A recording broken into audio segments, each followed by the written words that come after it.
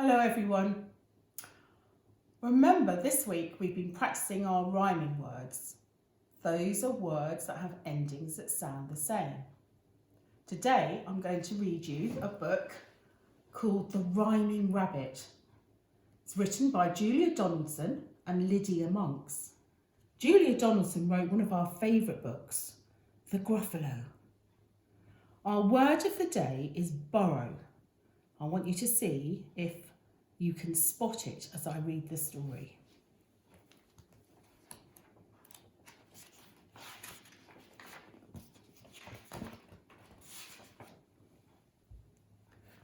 The rhyming rabbit was sitting with his family in a grassy field. All the other rabbits were eating the grass, but the rhyming rabbit was making up a poem about it. Grass is growing all around. It makes a lovely swishing sound. It looks so green, it smells so sweet, and best of all, it's good to eat. Stop rhyming, start eating, said the other rabbits. It was beginning to get dark when one of the rabbits pricked up his ears and stamped a foot. Fox! He shouted. Straight away, all the rabbits ran to their burrow, all except for the rhyming rabbit, who closed his eyes and made up a poem about the fox. Oh, fearful fox, all rusty red, you fill our rabbit hearts with dread. So silently you crouch and sniff until you catch our rabbit whiff. So hungrily, you cunning beast, you stalk your tasty rabbit feast. You're sly and crafty through and through, but we can run as fast as you. Don't rhyme, run, yelled the other rabbits. The rhyming rabbit opened his eyes, saw the fox and ran. He reached the burrow just in time. It was night time. The tired rabbits lay down together in their burrow, all except for the rhyming rabbit, who sat apart from the others, singing a song to them. Sleep, rabbit, sleep. Snuggle up and close your eyes and listen to my lullabies. Sleep, rabbit, sleep. Dream, rabbits, dream of grassy fields and sunny hours and cabbages and cauliflowers. Dream, rabbits, dream. Stop singing! Go to sleep, said the other rabbits. The rhyming rabbit felt sad and lonely. The other rabbits were all snoring, but he couldn't get to sleep. The others do nothing but moan. I'm going to go off on my own, he said to himself, and he started to dig. He dug a long tunnel, and to keep himself going, he made up a short digging poem. Dig, dig, quick, quick, scrabble, scrabble, kick, kick. Remember, children, that these are speech bubbles. The tunnel led him up and down and round a corner where he met a worm. The rhyming rabbit stopped in his tracks and made up a new poem. Wonderful worm, deep in the soil, why do you wiggle and curl and coil? Where are you going? Where have you been? How do you manage to stay so clean? How do you change your shape like that, from long and skinny to short and fat? And one more thing that's been bothering me. How can you bear to eat earth for tea? But the worm said nothing. He had no ears, so he couldn't hear the poem. Round the next corner, the rhyming rabbit met a mole.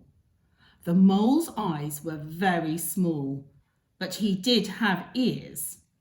Maybe he would enjoy a spot of poetry. The rhyming rabbit stood on his hind legs and began to recite. Marvellous mole, as black as coal, with shovelling toes and pointed nose, you shuffle around beneath the ground. You're practically blind, but never mind. At least you can hear, so lend an ear and hear when I say, moles rule okay. Be quiet, said the mole. I'm looking for worms. The rhyming rabbit felt very lonely, but he carried on digging. He dug and he dug till he met a centipede. Straight away he thought up his best poem yet.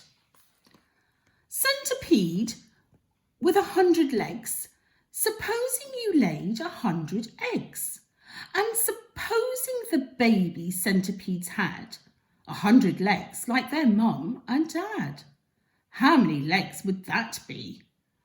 And supposing the baby centipedes grew and they each laid 100 eggs like you, and all of the new little sisters and brothers had just the same number of legs as the others, how many legs would that be? Shut up, said the centipede. I hate sums. But we love maths.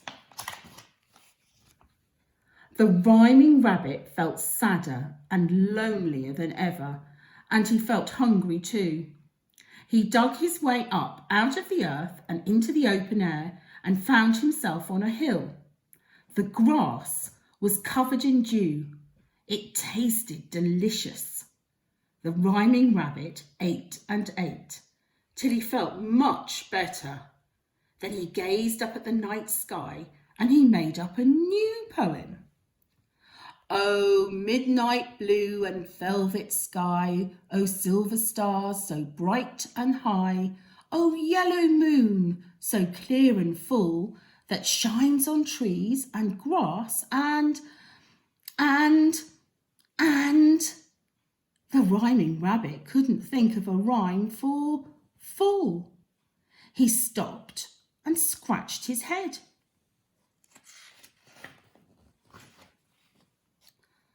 Wool, came a voice. The rhyming rabbit turned round and saw a woolly sheep standing beside him. Thank you, sheep, you've found a rhyme, he said, and the sheep replied, I make up poems all the time. Another poet, the rhyming rabbit stared in wonder. Before he could think of a rhyming reply, the sheep went on. How nice it is to meet a rabbit with whom to share my rhyming habit. The rhyming rabbit felt so happy that he decided to make up a poem for the sheep. Oh, pretty and poetic sheep, who stands upon the hill so steep, with handsome horns and woolly fleece, as white as snow or clouds or geese, suggested the sheep. She smiled at the rabbit and added, Shall I make up a poem for you? Oh, yes, I pray, sheep, please do, replied the rhyming rabbit.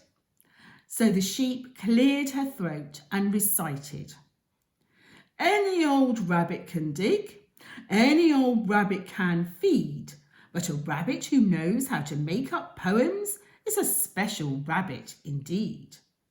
Any old rabbit can run, any old rabbit can sleep, but only a very special rabbit could make up poems with a sheep.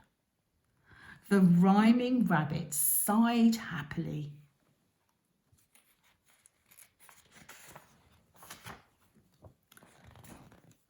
The sun came up. It was a beautiful day. The rhyming rabbit and the sheep stayed together all day, making up poems about the sun and the flowers and the trees. As evening fell and their shadows grew long, The rhyming rabbit remembered his family back in the burrow, and he said to the sheep, "The others must be getting worried. Goodbye, dear friend. It's time I hurried."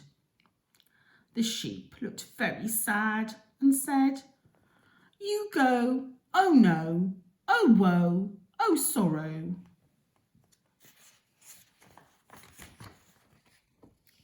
But the rhyming rabbit replied, "I will come back again tomorrow." The end. And I will be back tomorrow with another story. Goodbye, children.